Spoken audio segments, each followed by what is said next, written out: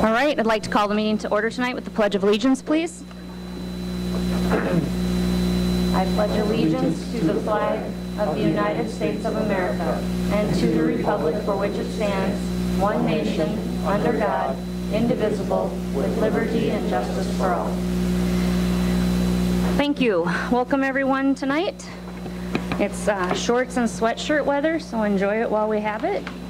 Roll call, Mr. Lundberg. Ullum. Yes. Odie. Yep. Klatt. Saxer. Yeah. Schrader. Yes. Next, that takes us to the approval of the agenda. Superintendent Larson. Madam Chair, I would note that we do have under the financial items a capital project budget for December 2017, and then also we have a special presentation from our intermediate school. So we look forward to those items. Just want to note the capital project budget item number 5 under financial report B. Thank you. Will the kids or the intermediate school, where do you want them placed? You'll be under superintendent's or principal Skipstead's. Okay, just wanted to make sure I did that correctly. Okay, thank you very much. A conflict of interest and disclosure waiver requests, I don't believe there are any tonight. How about I suppose we should approve the agenda. Thanks. Yeah. So I would entertain a motion to approve the agenda as written and stated, please. So move. Second. There's been a first and a second. All those in favor? Aye. Opposed? Motion passes.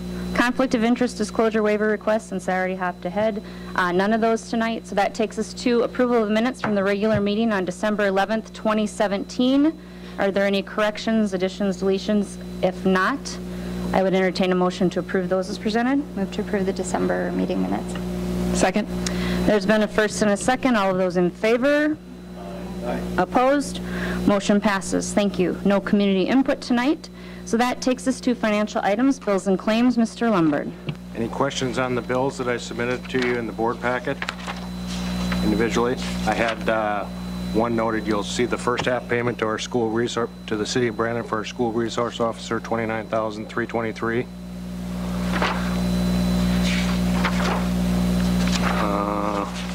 I might have had one more noted. Yes.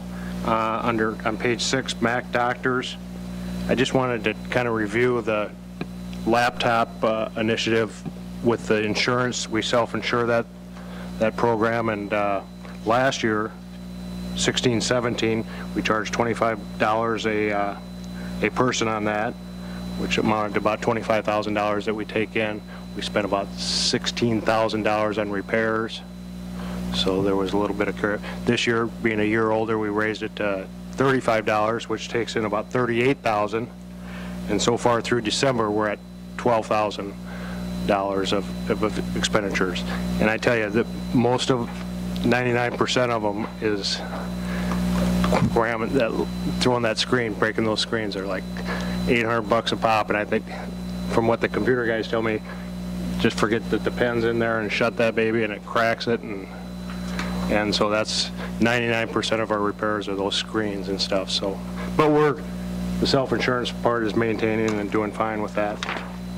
Those are the only two I noted on the bills and claims, unless you had other questions. $421,000 total.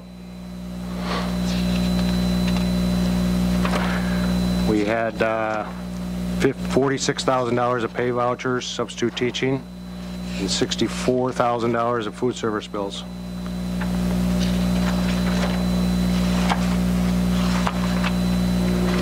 Are there any additional questions for Mr. Lundberg tonight on the bills and claims? Hearing none, I would entertain a motion to approve those as presented tonight. So moved. Second. There's been a first and a second. All of those in favor? Aye. Opposed?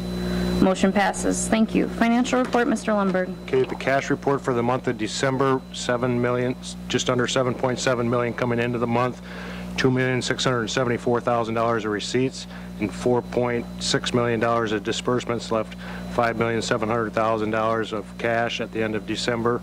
$5 million of that was in the general fund, $336,000 was in the capital outlay fund, $341,000 was in the pension fund, and $32,000 in the enterprise fund. The $2.6 million of receipts is itemized on the next 2 pages. Pretty normal receipts. In their investment report of $1 million. The payroll was a normal In quotes, payroll for the month of December, $1,733,000.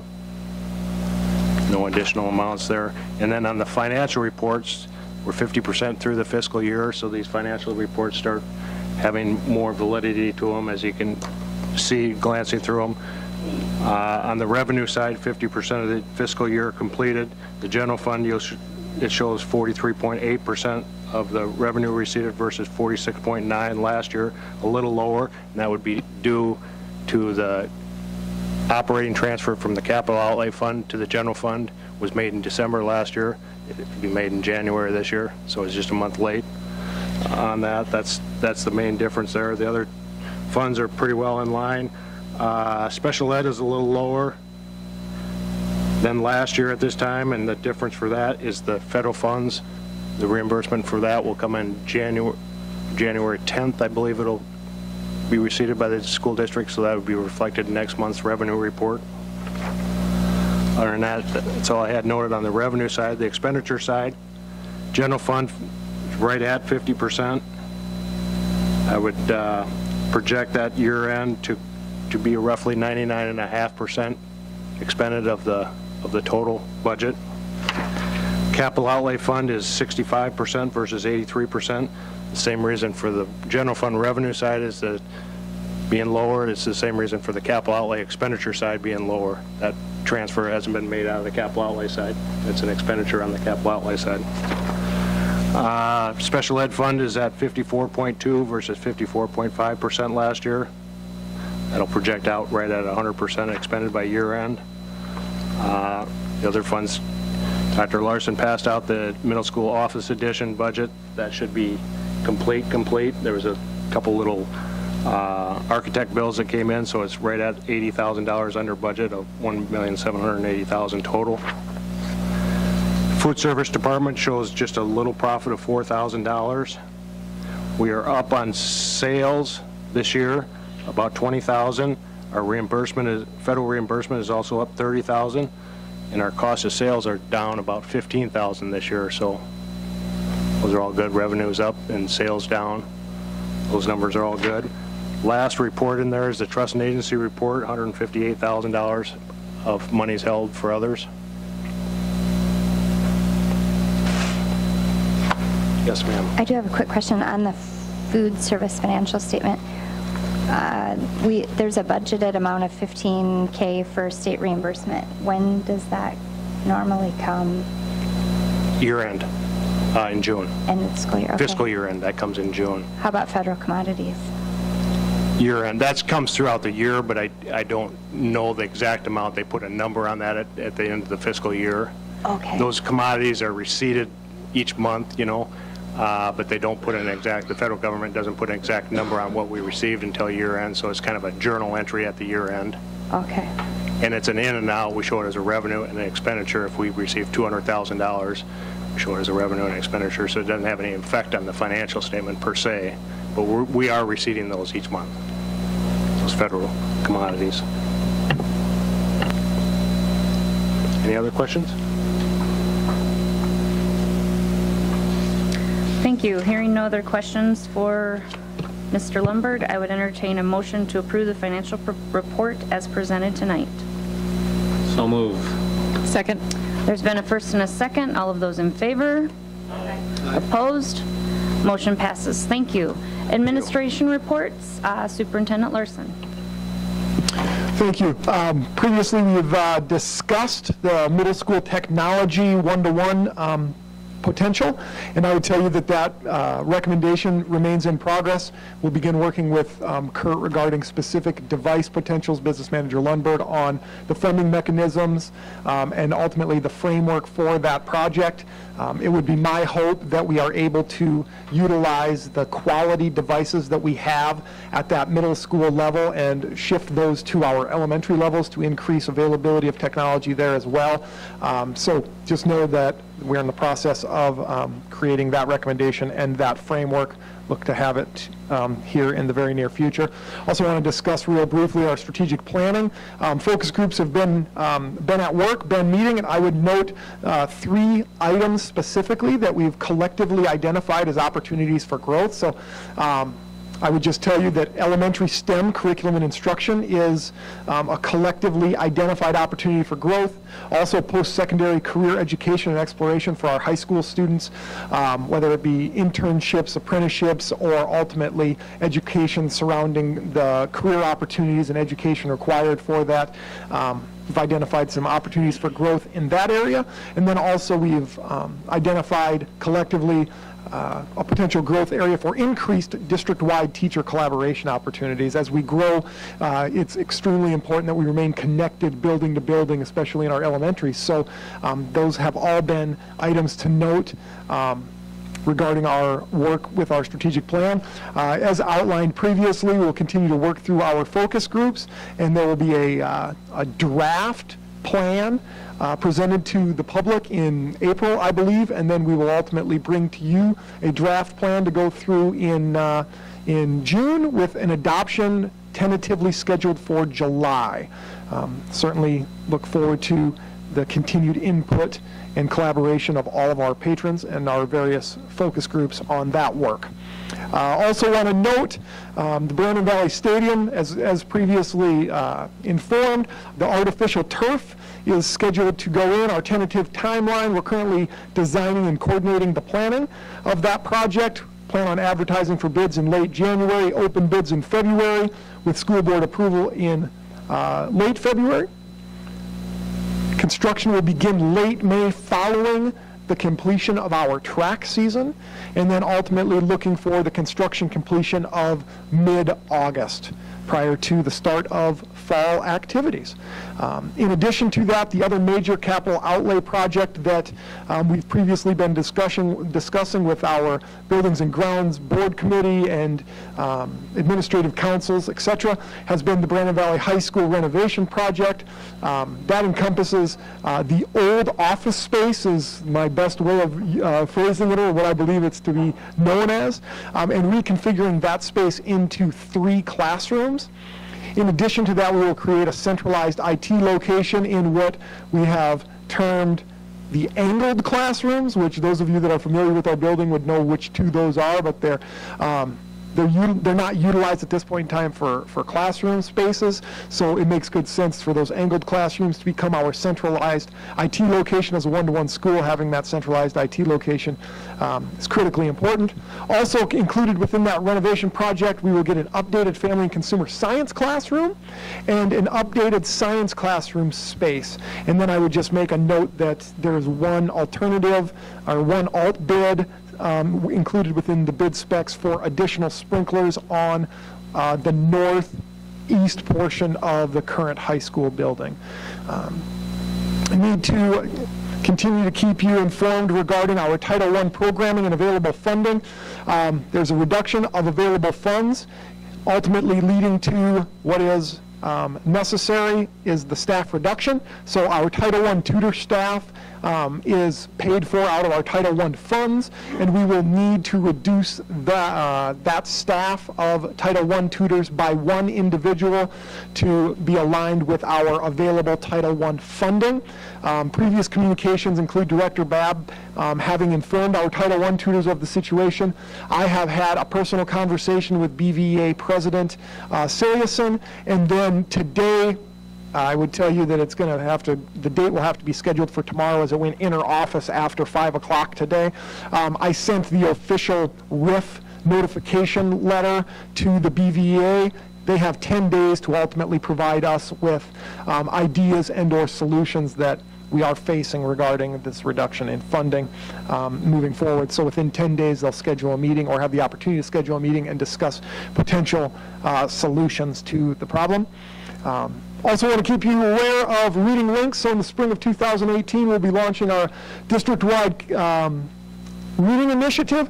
It has, I would tell you, it has molded a little bit with our high school. Instead of taking on the role of reading a specific book, our high schools is actually going to go out into our buildings, and we're going to focus on getting our high school students engaged with our middle school, intermediate school, and elementary school students in the books that those specific grade levels have. So that's been the evolution of that initiative, and I appreciate Dr. Talcott's input on reading links and how the high school can be most involved and play a really important role, especially with our younger students. So look forward to that coming in the spring. Also note, no school, Friday, January 2nd, workshop in-service date. You will receive a good news presentation at our second January Board of Education meeting, January 22nd, special education, special services, and the high school will be collaborating on that, bringing you a good news report on an exciting and top quality program that we have there.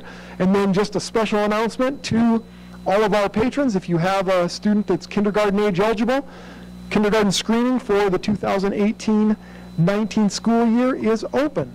To register, contact your respective elementary building. That's all I have this evening, and certainly entertain any questions that you may have.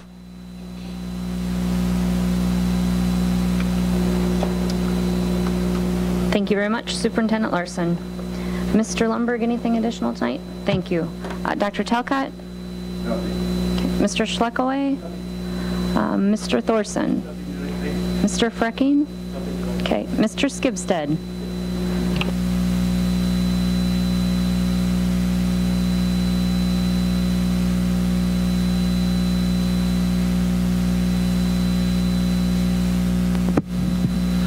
Okay, I have Chloe up there in front of you.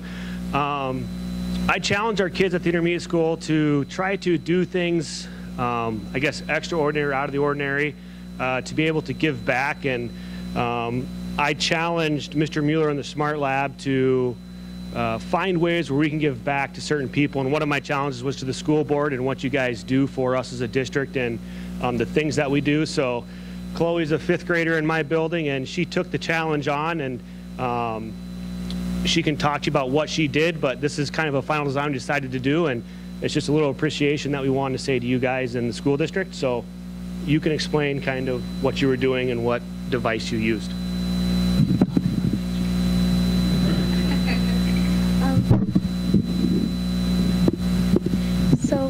This year we got a new machine in the Smart Lab that we use to carve out different materials, and we can design stuff on the computer, and so I made all of those on the computer. So, and to thank you for what you've been doing for us. So, yeah.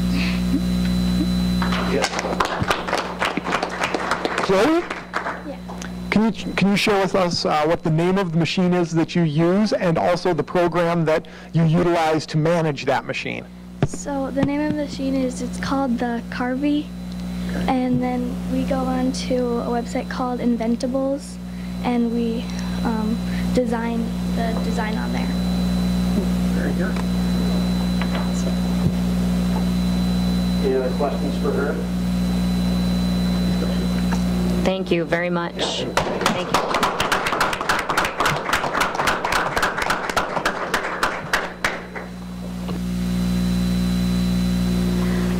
Mr. Babb, anything tonight? Okay, Ms. Foster? Mrs. Hofkamp? Mr. Horst? Mrs. Palmer? Okay. Ms. Stoddero, anything? Okay. Mr. Henschel, anything tonight? All right. And Mr. Marso, I don't. Busy. All right. That takes us to, there's no board policy tonight, so that takes us to the first item under general business, the 2018-2019 proposed calendar presentation with no action. Yes, Madam Chair. So at this point in the year, we like to provide you with a proposed academic calendar. So for the 18-19 school year, what we have is a draft 4. To present to you, I would tell you that we work extensively through our teacher liaison council, our administrative council, and I was fortunate this year to have the opportunity to work with and ask for some feedback and insight from our parent group that was involved in our strategic planning. So I just took that platform and gave them the calendar and asked for some feedback on, and some feedback and thoughts on the 18-19 calendar. So that was another opportunity that we gave our individuals to be involved in that, the creation of the calendar. So a few points of emphasis that I want to note.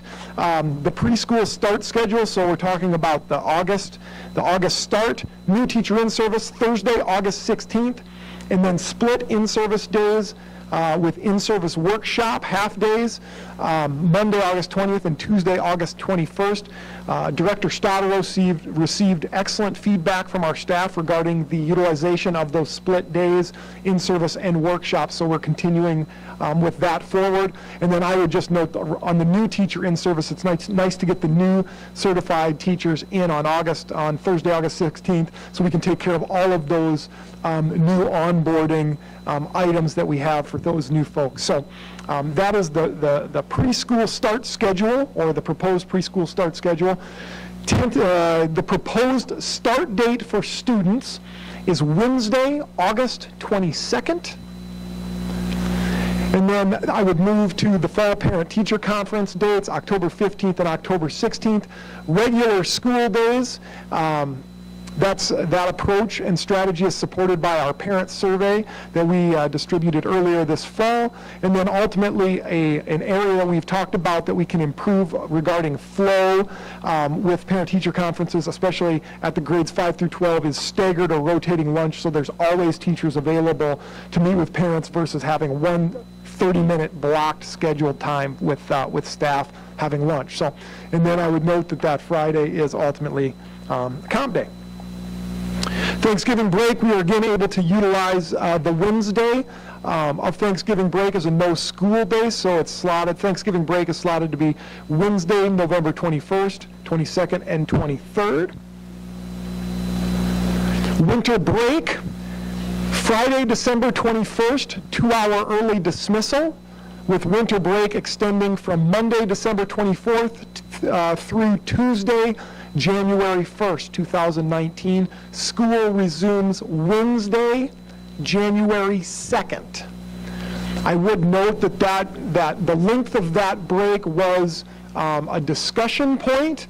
However, if we wanted to take that Wednesday, January 2nd off, we're talking about eliminating the Wednesday of Thanksgiving break off, or starting one day earlier, which then we don't have the Monday, Tuesday in-services that align so nice. So it has been discussed, but what I would propose to you as being the best option for our school district would be school resuming on January 2nd, 2019. And then in the spring, ultimately March 11th and March 12th for parent-teacher conferences. Again, regular school days. We talked a little bit about the dinner schedule. And then that Friday comp day. I would note that that's paired with a snow day for that potential extended break. That does align to the Class AA boys and girls state basketball tournament as well, which is a long time past practice within our district. I would note that both parent-teacher conferences, fall and spring, a discussion point has been whether or not they can be moved earlier into the semester. And at this point in time, where those conferences fall really fit the schedule and all of the factors that surround the calendar quite well. However, Director Marceau and I are going to sit down and look at 1920, 2021 and see if there is any potential to shift those conferences earlier, but that will take that will take some extensive planning and work. I would say 2 to 3 years out before we're probably able to do that. So just note that that is also an item of conversation. With that, spring break, Friday, April 19th, Monday, April 22nd. Brandon Valley High School graduation is set for Sunday, May 19th, 2019. Last day for students is Thursday, May 23rd, 2019. And then just a couple of special notes that I want to make certain that I'm clear on. In-service is scheduled for staff and no school for students on Monday, October 8th and Monday, January 21st. and those are Native American Day and Martin Luther King Jr. Day, and that's a change from this year's calendar. We received some feedback regarding parents are off work on those days, so wouldn't it make more sense to have our kids home when their parents are home, especially those younger kids, versus having Monday be a school day for us, parents are at home, and then Friday, no school in service, and then folks are in the situation where they're trying to accommodate additional childcare and all of those things. So that was a change from this year's calendar that we are proposing that will better meet the needs of our parents. In addition to that, I want to be perfectly clear that any additional days added due to weather will have to occur Tuesday, May 28th and beyond. And the reason that I state that is because that Friday, I don't have the calendar right in front of me, Friday, May 24th, we host the state state track meet. I shouldn't say class. The state track meet, so we will need all of our high school parking and a lot of our staff from a lot of different levels to make that function work. So the point is we can't have school on that Friday, so that means Monday is the holiday. We would have to come back on Tuesday, May 28th. I would tell you that it would be my professional opinion and recommendation to the Board of Education that if we needed to make up one additional day, we would bring staff back for Tuesday, May 28th. However, if we needed to make up 2 additional days, we would bring staff and students back for Tuesday, May 28th and Wednesday, May 29th, because we could have our semester tests aligned over those last 2 days, that type of thing. But I just want to be perfectly clear on that item. So with that, we would certainly entertain any questions or comments that you may have. And then following that, I would just note that provided your input, potential adoption for the 18-19 academic calendar will be January 22nd. So any comments and or questions?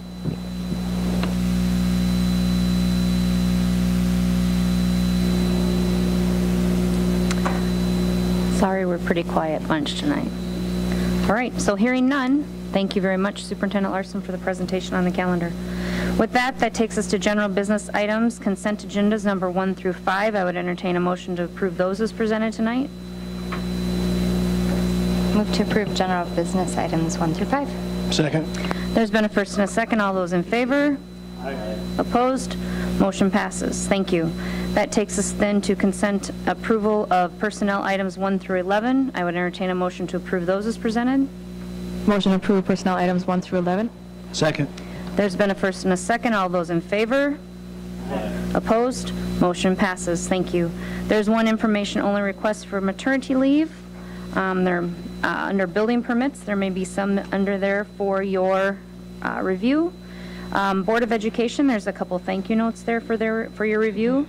That takes us to board reports. Does anyone have a formal report that they would like to share this evening from any of their committees?